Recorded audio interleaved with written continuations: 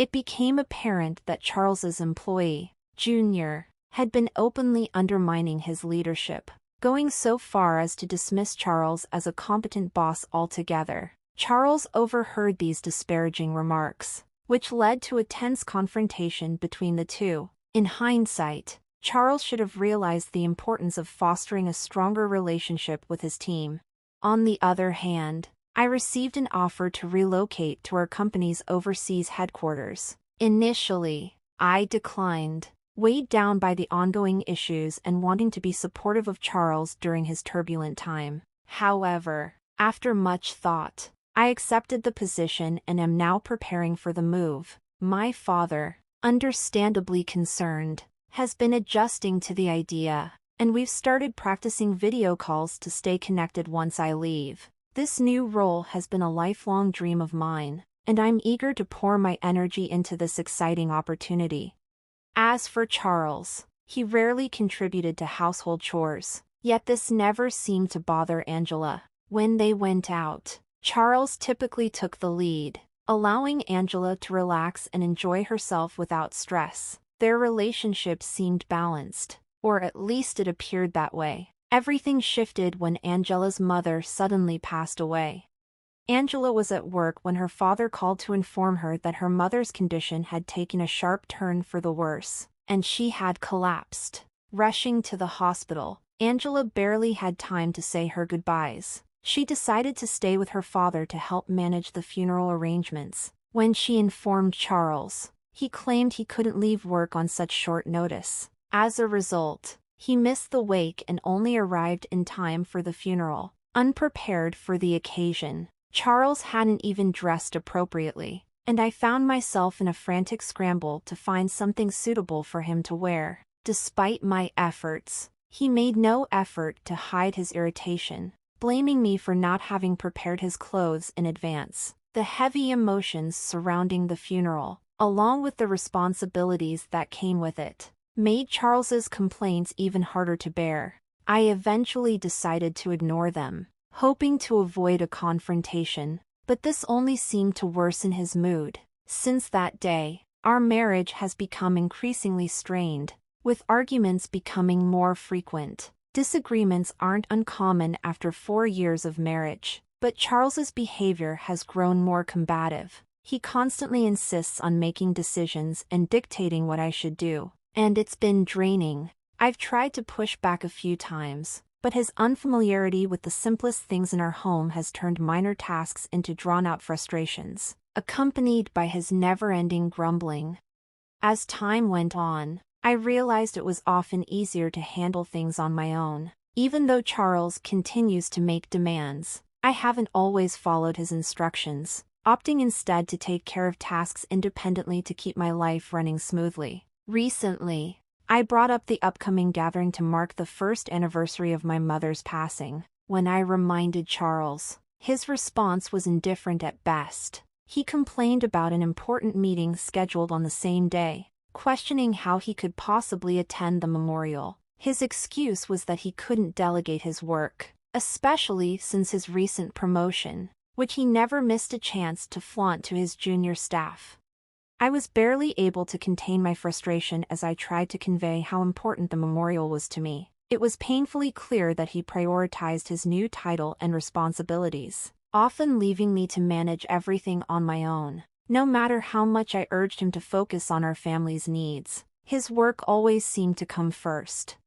Later that evening, when I finally arrived home from work, I found Charles sprawled on the couch, a beer in hand. "Sorry, I'm late. Had to stay for overtime," I explained, already sensing his annoyance that dinner had been delayed. His response was sharp.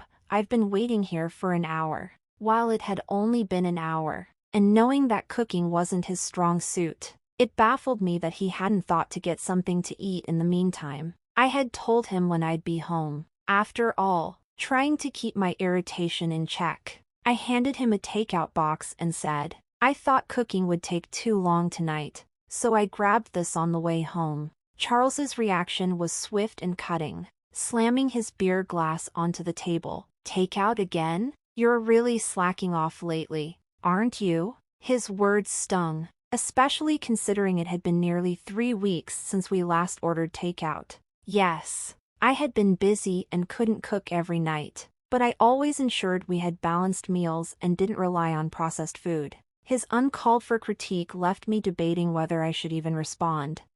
Sensing my silence as an admission of guilt, Charles pressed on, adding insult to injury. Can't argue when it's true. Huh? You should start doing your chores properly. You've been coming home late, claiming overtime, maybe you're just out cheating. His accusation ignited the resentment simmering inside me. If you know I'm working late, the least you could do is make dinner. I shot back. You don't even have to cook. Picking up takeout isn't that hard. I always tell you when I'll be home, and despite my workload, I manage all the household chores. There's no need for that attitude.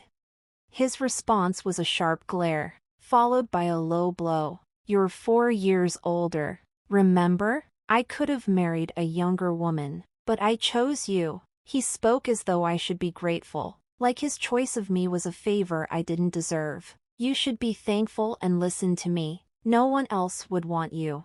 His words were meant to belittle me, but instead, they revealed just how broken our communication and respect for each other had become. So, if I left, you'd be in trouble, right? My anger boiled over. If you wanted a younger woman, you should have married one before we got together. I asked you if you were fine with my age, and you said yes. That's why we're married. But trust me, I can manage just fine without you.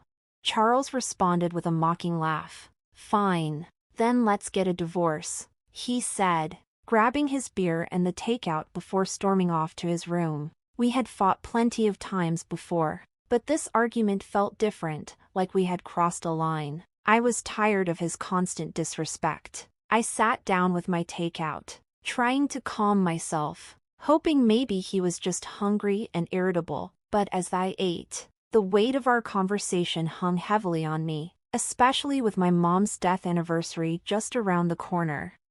After some time, I called out to him from outside his door. We need to leave by 7 a.m. tomorrow, so I'll wake you up around 6 o'clock. There was no response, though I was sure he was awake. I went to bed, feeling a mix of exhaustion and unease.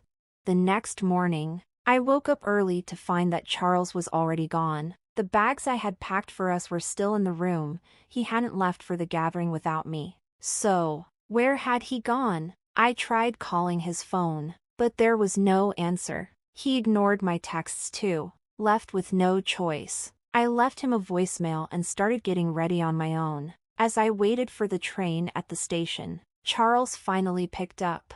I have a meeting. Can't leave it to my juniors, he said curtly before hanging up. I stood there, staring at my phone, feeling a mix of anger and resignation. I stood there, stunned and bewildered, as the train arrived. With no time to dwell on it, I boarded, struggling with the luggage meant for both of us. When I finally reached my father's house, his anxious eyes met mine as he asked, "Where's Charles?" Seeing the lingering sadness in his eyes since my mother's passing, I didn't want to add to his worries. Forcing a smile, I took a deep breath and replied, "Sorry. He got called into an important meeting. He was supposed to come." Charles's recent promotion made for a convenient excuse, and I reassured my father that his absence was work-related and important. My father nodded understandingly. "I know he's working hard. It's a shame not to see him, but your mother would have understood. Let him know he's always welcome here," he said softly. There was a hint of sadness in his words, but I kept my smile intact throughout the day, refusing to show how much it hurt.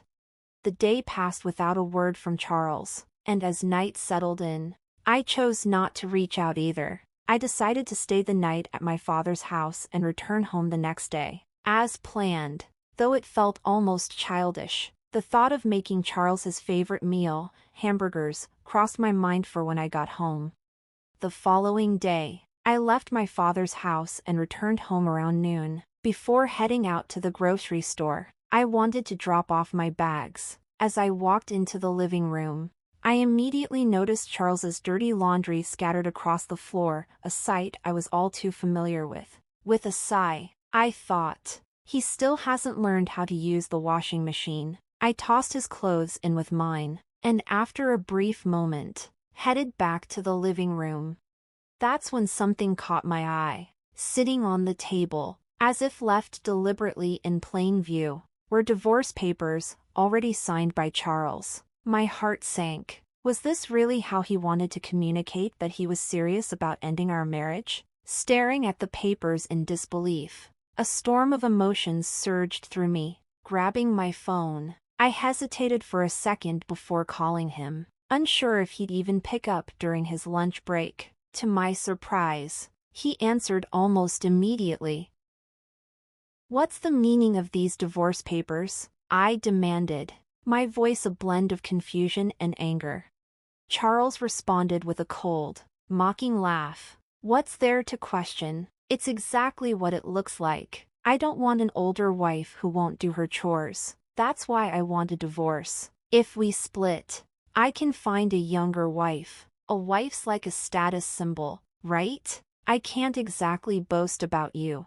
His words hit me like a punch, reducing our years together to nothing more than a transaction, turning what I had believed to be a partnership into something shallow and superficial.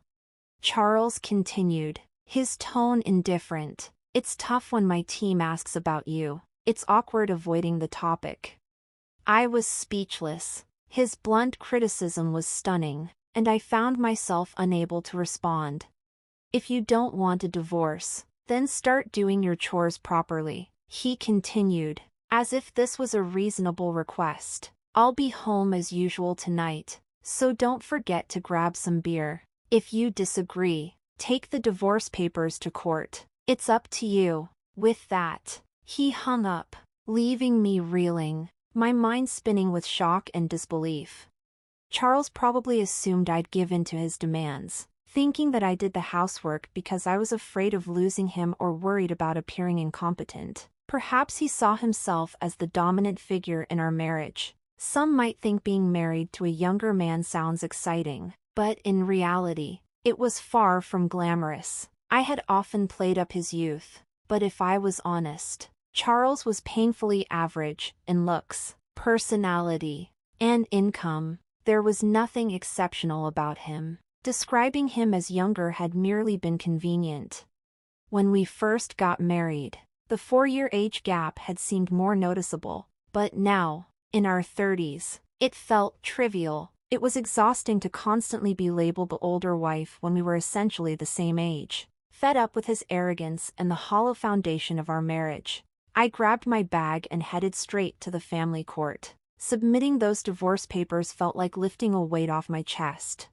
As I walked out of the courthouse, a sense of relief washed over me. I realized then that I didn't need Charles to feel complete. With the promise of newfound freedom, I felt lighter, as though I had finally stepped out from under a cloud that had long been looming over me. This was the end of our marriage, but the beginning of a life where I could truly live on my own terms. Seizing the opportunity, I decided to take a few days off from work. Fortunately, my boss understood and granted me a week's leave, as work had slowed down. Now that I was officially divorced, it was time to get my life in order. With only a few possessions, the cleaning and packing were straightforward. I stored the larger items in a storage unit, packed the essentials and clothes into my car, and on a whim, decided to visit a hot spring resort. During the off-season, I easily found a budget-friendly hotel and set off, thrilled to start this new chapter of my life.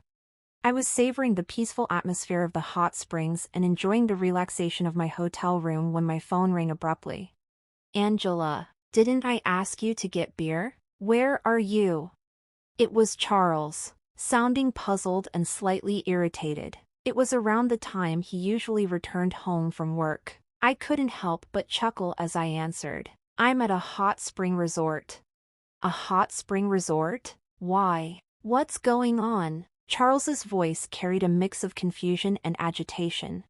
"Didn't you say I should file for divorce if I disagreed with you?" I reminded him, picturing his stunned expression, which made me laugh even more. Wait, did you actually file them? His tone shifted from bewildered to frustrated. Yes, I did. You suggested it, Charles. Have you forgotten what you said? I replied, still amused by his reaction. Charles's voice, now tinged with anxiety, showed his disbelief. Wait, are you joking? When you say hot spring resort, do you mean some nearby spa? If so, I'll get dinner. Come home soon. I couldn't help but laugh at his sudden shift to a seemingly considerate tone, as if he was trying to play the caring husband. It took me about an hour and a half to drive here. There's even an outdoor natural hot spring. It's incredibly relaxing. I hope it doesn't rain tomorrow. Since you're getting dinner, I've already packed my things, so you won't have to worry about me coming back. Take care of yourself. Charles pleaded for me to return, but I had no intention of going back. You're the one who initiated the divorce. Have you forgotten? It was clear you were using the threat of divorce to control me. I told him firmly. I can manage without you now that you've divorced your older wife. Go ahead and find a younger one if you can. Whether you succeed or not is no longer my concern, I said firmly. Charles fell silent, clearly taken aback by my determination. After a moment, he spoke again, his voice barely above a whisper. But you should consider moving out of that apartment. Why should I? I responded calmly, though I had already considered this myself. Think about your income. You'll end up broke if you stay there. You can't clean, do laundry, or cook. You'll need housekeeping and dining out, which costs money. It would be a problem if most of your salary goes towards rent, he reasoned. I couldn't help but smile slightly. You thought you were the provider, but my salary is nearly double yours. You never really provided for me, if anything. It was the other way around, I said, cutting to the core of the issue. Also, you were overly confident because of one junior. But did you know I manage multiple juniors and even more beneath them? I usually keep work to myself because you get moody, but I outrank you in both position and salary. You'd think you would have noticed after living together. It seemed like Charles was just now realizing this, possibly because he had kept his ego intact by looking down on me. Now that his delusion was shattered, he must have felt defeated. I had struck a blow to his pride, a kind of retribution for all these years. The reason I had handled household chores without complaint, despite his domineering attitude, was partly because he was younger and I had given him some leeway, and partly because it was too much trouble to ask him for anything. It's not like I needed you to stay with me. I was just managing your needs along with my own. So when you said, do the chores, or we divorce, of course, I chose divorce. We're strangers now. Goodbye, I said firmly before ending the call. Feeling a sense of liberation, I enjoyed a delicious meal at the hotel afterward. Charles, evidently still clinging to the idea of reconciliation, attempted to reach out again, but I was already relishing the newfound freedom and independence in my life. When he called once more, I greeted him with a knowing smile. Remember, I'm older than you. I'm sure you wouldn't want me back. It seemed that Charles's search for companionship with younger women had not been successful. Eventually, he realized his situation was not favorable and decided to move out of the apartment. To handle the division of assets, I hired a lawyer to ensure I received more than just an equitable split. I sought additional compensation to reflect the years I had managed most of the household chores. Charles, always looking to cut costs, opted against hiring legal representation, giving me a considerable advantage. With the help of my lawyer, we secured a settlement that was highly favorable to me. I was satisfied with the outcome and relieved to have resolved the matter. Meanwhile, Charles's troubles at work were only beginning. His junior team member had been openly critical of his leadership, undermining his authority by declaring he wasn't a proper boss. Charles discovered these complaints, leading to a heated argument, another clear sign of the importance of nurturing and supporting your team, something Charles had evidently neglected. In terms of my career, I had been offered a highly sought-after position at our company's overseas headquarters. Initially, I hesitated to accept due to the personal upheavals and out of consideration for Charles. However, with my personal situation evolving, I decided to embrace the opportunity wholeheartedly.